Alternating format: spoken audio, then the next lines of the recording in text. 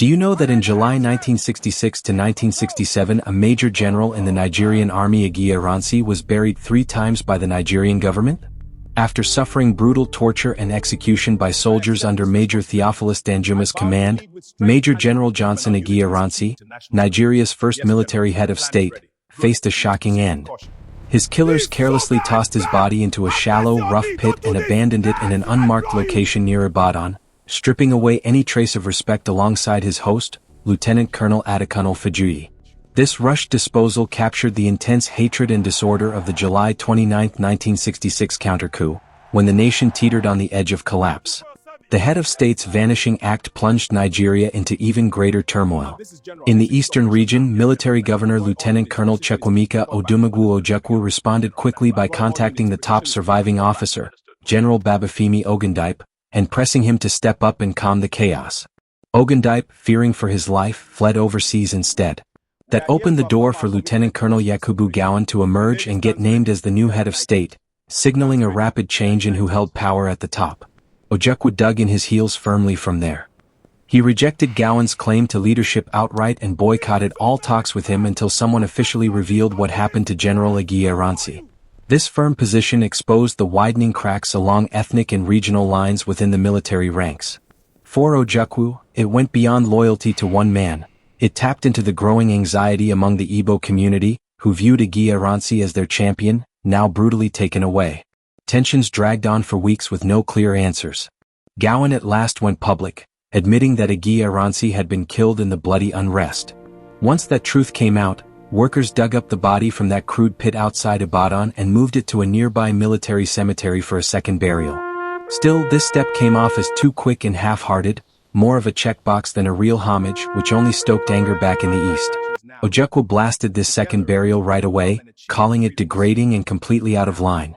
He made a strong case that Aguiyi-Ironsi, having served as head of state and risen to major general in the Nigerian army, earned a proper state funeral packed with full military tributes.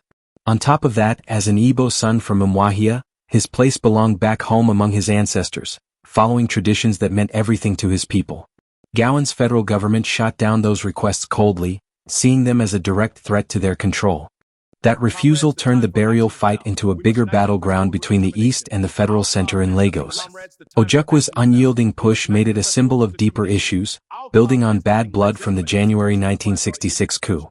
Northerners blamed Aguiyi-Ironsi's time in power for tilting things toward Igbo interests, so some cheered his death as justice served. But in the East, folks grieved him as a targeted casualty, with that shallow grave standing for outright insult. To really understand why this burial saga hit so hard, picture Nigeria just 6 years after gaining independence in 1960. It was already a mess of rigged elections, graft charges, and regional power grabs that toppled the First Republic.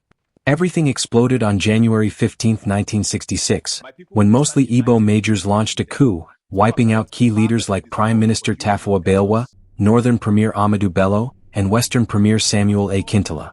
Aguiyi-Ironsi, as the senior-most officer, stepped in to stop the spiral, scrap the constitution, and set up military rule with promises of pulling the country together. His leadership started strong but hit rough waters fast. He rolled out Decree 34 to merge the civil service nationwide, which looked to northern eyes like a power grab by Igbos. Fury built up until the savage counter-coup hit on July 29, 1966. Northern troops went on a rampage, hunting down Igbo officers in what felt like mass revenge. Aguiyi-Ironsi got nabbed while on a western tour in Ibadan. Major Danjuma's team grilled and battered him for hours before finishing him off that same day. Danjuma called it settling scores for the earlier coup deaths, yet the cruelty left everyone stunned. Gowon took over as a calmer northern choice, but the counter-coup sparked horrific killings of Igbos up north, sending waves of refugees fleeing east. Aguiyi-Ironsi's remains turned into more than a body. They became a focal point for shared pain and outrage. Ojukwu, gaining ground as a leader, used it to unite the East, casting himself as the defender of Igbo pride against federal overreach. From that point, the fight over the body grew into a full diplomatic clash. Ojukwu's calls weren't just about ceremony, they challenged how much say the regions had against Lagos. Eastern streets filled with protests demanding the remains and full honors, while local papers ran scorching pieces slamming the Ibadan site as a slap to Igbo roots. Federal voices fired back that big state send-offs went only to clear-cut national icons, not leaders from coup times. This deadlock played a key role in ramping up pressure for the Aburi meeting in Ghana on January 4 to 5, 1967. Ghana's General Ankara hosted Gowon and Ojukwu there to head off all-out war, hashing out ideas on sharing power, giving regions more say, and reshaping the army. Aguiyi-Ironsi's body popped up as a side topic, but it packed an emotional punch. Gowon, aiming to build some trust, gave the green light to hand it over to Ojukwu as Eastern Military Governor. That agreement felt like a win for Ojukwu, proving the feds could yield when cornered. Things moved fast once they got back.